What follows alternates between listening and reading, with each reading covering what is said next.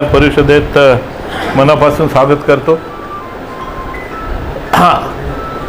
जवळपास राजकारणामध्ये येऊन मला 30 वर्ष पूर्ण होत आहेत आणि या राजकीय जीवनामध्ये मी विकासाची कामं करत असताना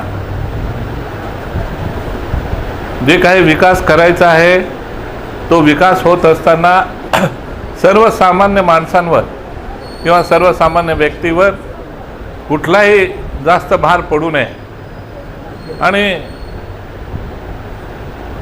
हे तत्त्व मी पहिल्यापासून अवलंबलं आहे। आपण बघितलं असेल, मी राजकारणात आल्यानंतर या नंदुरबार शहराचा पिण्याच्या पाण्याचा प्रश्न होता। त्यावेळेला मी विरचक धरणाला आदिवासी खात्यामधून निधी मिळवून दिला आणि अशा पद्धतीनं हे धरण पूर्ण करण्यासाठी अधिकाऱ्यांच्या स्तरावर मार्ग काढायला लावला आणि निधी उपलब्ध करून दिला। आपण हा निधी उपलब्ध करून देत असताना आपण जर सर्वसाधारणपणे पाहिलं, जी मोठी शहरं आहेत त्या शहराच्या पाणी पुरवठ्यासाठी जर धरण करावं लागत असेल तर त्या धरणाचा काही म्हणजे धरणाच्या बांधकामाचा काही हिस्सा हा त्या नगरपालिका महानगरपालिका यांना उचलावा लागतो। पण तोही भार मी पडू दिला नाही। संपूर्ण 100% निधी आदिवासी विकास विभागामधून त्या धरणासाठी दिला। त्याच्यानंतर त्या धरणावरून या शहरासाठी पाणी पुरवठा योजना करायची होती। त्या योजनेला सुद्धा आम्ही मान्यता मिळवून दिली आणि 10% जो निधी शहरातील जनतेला उचलावा लागणार होता तोही आम्ही माफ करून घेतला।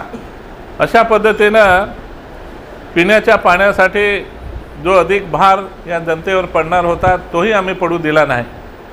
मी सातत्यानं हेच पाहिलं की आपण ही योजना करत असताना लोकांना ज्याची गरज आहे ते करत असताना लोकांवर भार पडणार नाही किंवा भार कमी पडेल हेच आम्ही लक्ष केंद्रित करून कामं केली आहेत। आपण बघितलं असेल की या ठिकाणचं नाट्य मंदिर आहे, त्या नाट्य मंदिराला सुद्धा पूर्वी नियम असा होता की 25% निधी लोकल बॉडीज असतात, त्या लोकल बॉडीजने भरायचे असतात।